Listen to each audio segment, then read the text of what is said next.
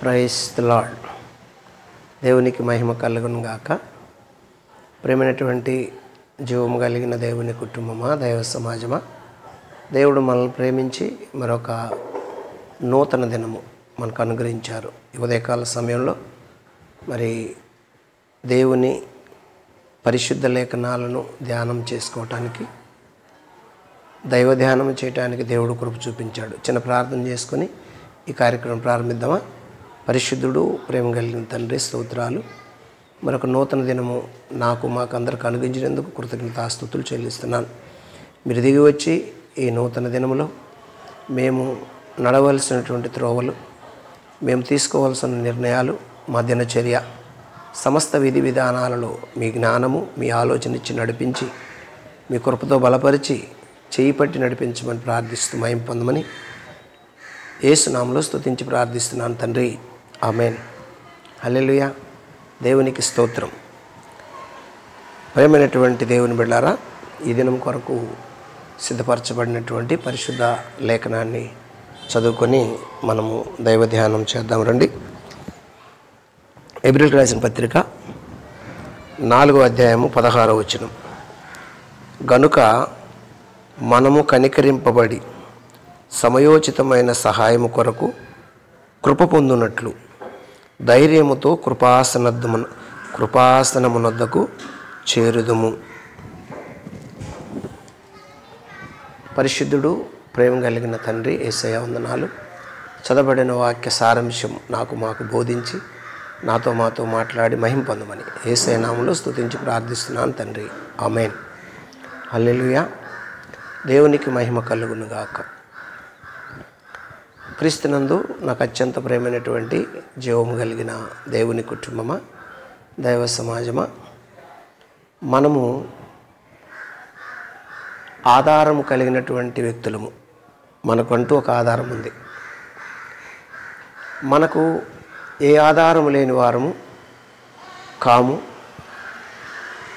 మనము ఎక్కడి నుండి సహాయం వస్తుంది, మనకంటూ ఏ ఆధారం ఉందని భయపడాల్సిన అవసరము అస్సలు లేదు. ఎందుకంటే మన ఆధారము, మన బలము మనకుంది ఏమిటి అంటే, మనల్ని సృష్టించిన సృష్టికర్త మనకు ఆధారము. ఆయన కృపా కనికరం మనకు ఆధారం. ఆయన కృపాసనము మనకు ఉన్నది. కాబట్టి సమయోచితమైనటువంటి సహాయం పొందడానికి కృపాసనం దగ్గరికి మనము చేరాలి.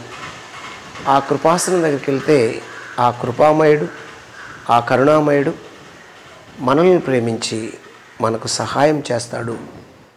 ఎలా చేస్తాడంటే, సమయోచితమైన సహాయము అంటే సమయ అభావమును బట్టి, అంటే ఏ సమయములో ఏది అవసరమో.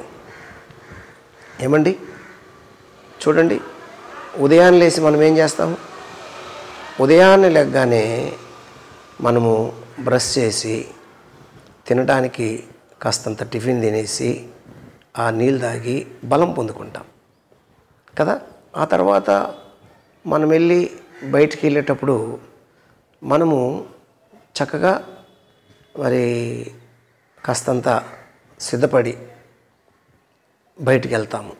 ఎందుకు ఈ పరిస్థితులు అంటే, ఆయా ప్రయాణాన్ని బట్టి మనము ఎలాగెళ్ళాలో దాని ప్రకారమే మనము సిద్ధపడి వెళ్తుంటాం కదా.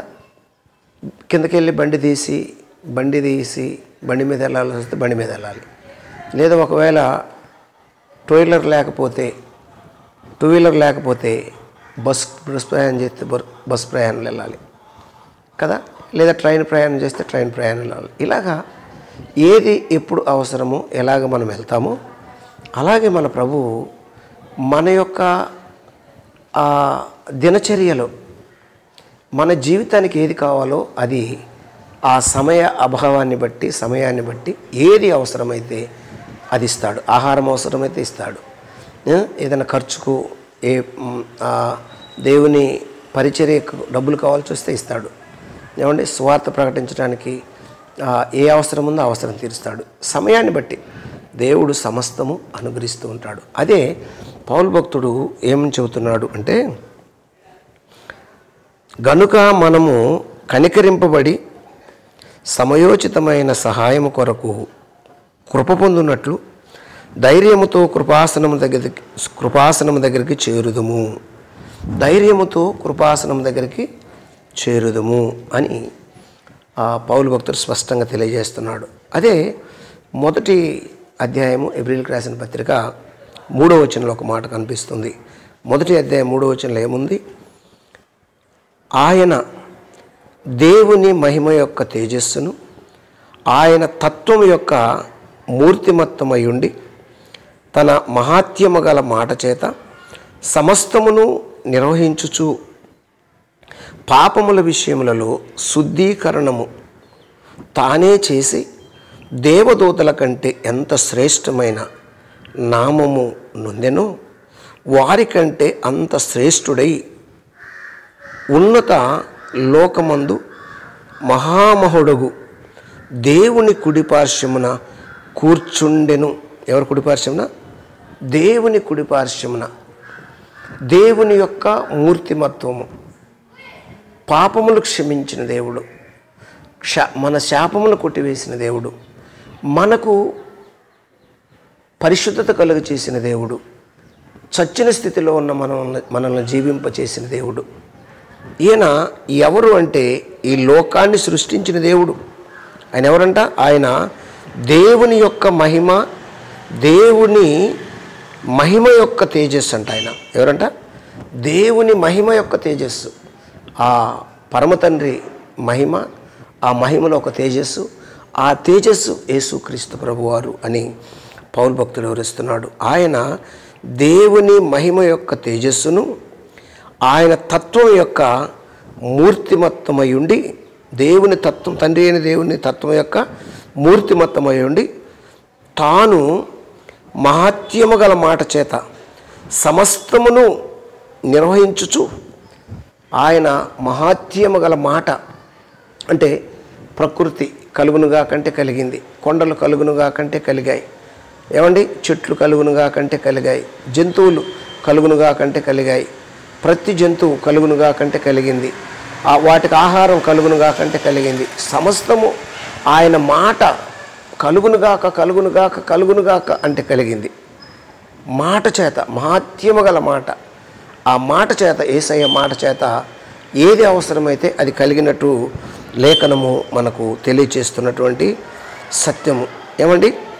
మహాత్యము గల మాట చేత సమస్తమును నిర్వహించుచు పాపముల విషయంలో శుద్ధీకరణము తానే చేసి, ఈ విషయంలో పాపముల విషయంలో శుద్ధీకరణం తానే చేసి దేవదూతల కంటే ఎంత శ్రేష్టమైన నామము పొందెనో వారికంటే అంత శ్రేష్ఠుడై ఉన్నత లోకమందు మహామహుడగు దేవుని కుడిపార్శ్వమున కూర్చుండెను. దేవుని కుడిపార్శ్వమున కూర్చున్నాడు ఆయన. ఈ దేవుని కుడిపార్శ్వమున కూర్చున్న ఆయన దగ్గరికి వెళ్తే ఆయన భూలోకంలో అన్ని సహాయాలు చేస్తాడు. భూమి మీద శరీరంలో మనం జీవిస్తున్నప్పుడు ఈ శరీరంలో పరిశుద్ధత కొరకు, నీతి కొరకు, బ్రతుకుట కొరకు ఏది అవసరమో అది ఖచ్చితంగా మనకు అన్ని ఇస్తాడు. అంత మాత్రమే కాకుండా ఆయన మరి ఆ సింహాసనం దగ్గర, ఆ సింహాసనం మీద కూర్చున్నాడు. మనల్ని కూడా ఆ సింహాసనం దగ్గరికి రమ్మంటున్నాడు. చూడండి, ప్రకటన గ్రంథము 3వ అధ్యాయము 21వ వచనం చూడండి. 3:21లో ఏమని రాయబడిందంటే, ప్రకటన గ్రంథంలో అక్కడ కనపడుతున్నటువంటి మాట, ప్రియాదైవ జనమ, 3:21లో చూస్తే, నేను జయించి నా తండ్రితో కూడా ఆయన సింహాసనమునందు కూర్చుండి ఉన్న ప్రకారము జయించు వారిని నాతో కూడా నా సింహాసనమందు కూర్చుండనిచ్చెదను. సంఘముతో ఆత్మ చెప్పుచున్న మాట చెవిగలవాడు వినుగాక. సంఘముతో ఆత్మ చెప్పుచున్నాడు. ఎవరికైతే చెవులు నిర్మించబడ్డాయో వారు వినాలి. ఏంటి వినాలి అంటే, లోకాన్ని జయించిన దేవుడు, ఆయన కరుణాపీఠము, కృపాసనము, ఆయన పీఠము బల్ల ఉంది. ఆ కరుణాపీఠం దగ్గరికి మనం వెళ్ళాలి. మనం వెళితే మనకు సమయ అభావాన్ని బట్టి సమయోచితమైన సహాయం కలుగుతుంది. ఆ సమయోచితమైన సహాయం కలిగిన తర్వాత ఆయన ఇచ్చి ఈవులు పొందుకొని లోకములో ఉన్నటువంటి సమస్త అపజయాలను జయించి క్రీస్తుతో కలిసి వెళ్ళినప్పుడు ఏం జరుగుతుందంటే ఆయన సింహాసనం దగ్గర చేరి ఈ లోకాన్ని జయిస్తే ఆయనతో కలిసి తండ్రి దగ్గర ఆ సింహాసనం మీద నిత్యదను కూర్చోబెట్టుకుంటాను అంటున్నాడు ఆయన. కాబట్టి అందుకు ప్రభు సన్నిధిలో మనం ప్రార్థన చేస్తూ సమయోచితమైనటువంటి సహాయం పొందటానికి దేవుని సన్నిధానానికి భయముతోనూ భక్తితో చేరవలసినటువంటి అవసరము ఉన్నది. దైవ జనాంగమ, భయముతోనూ భక్తితోనూ దేవుని సన్నిధానాన్ని చేరవలసినటువంటి అవసరం ఉన్నది. ఇంకొక మాట చూసి మనం ప్రార్థన చేద్దాం. 5వ అధ్యాయము రోమపత్రిక 20-21 వచనంలో మనకు కనిపిస్తున్నటువంటి మాట, మరియు అపరాధములు విస్తరించినట్లు ధర్మశాస్త్రము ప్రవేశించెను, అయినను పాపము మరణమును ఆధారము చేసుకొని ఎలాగా ఏలును, అలాగే నిత్య జీవము కలుగుటకై నీతి ద్వారా కృపయు మన ప్రభువు అయిన యేసుక్రీస్తు మూలముగా ఏలు నిమిత్తము పాపము ఎక్కడ విస్తరించెను అక్కడ కృప అపరిమితముగా విస్తరించెను. అందుకు కృపాసనం దగ్గరికి వెళ్ళాలి. కృప విస్తరించింది, కృపామయుడు ఉన్నాడు.